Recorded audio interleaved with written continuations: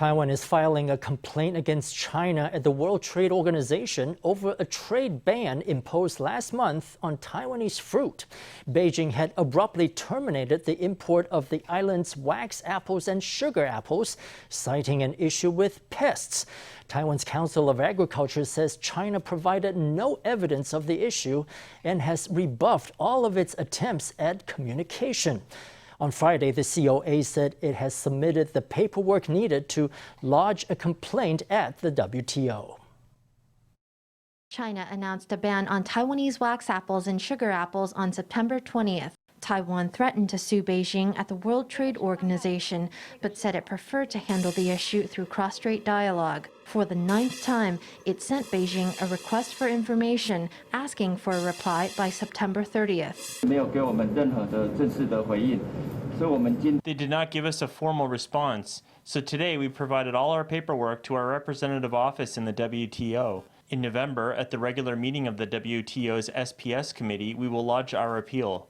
China notified us of the ban with an A4 sheet of paper, which said nothing about how many lots of what product had failed inspection on which dates. There was nothing in the way of photographs or scientific evidence. The WTO's Committee on Sanitary and Phytosanitary Measures convenes for a regular meeting in early November. In mid-October, Taiwan will file a proposal that will be processed by the committee in early November. However, one pundit says that what China did was take back concessions it granted under the Economic Cooperation Framework Agreement. Because of this, he said, it's unlikely the WTO will be able to penalize Beijing.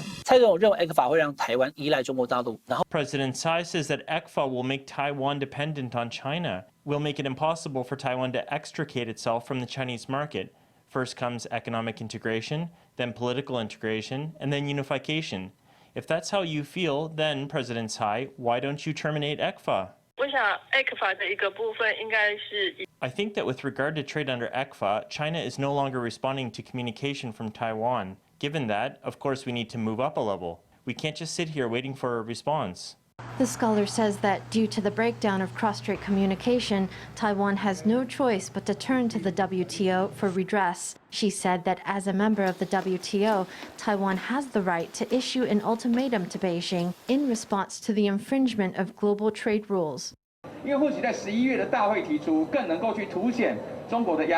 During the committee meeting in November, our appeal can highlight Chinese hegemony on this issue.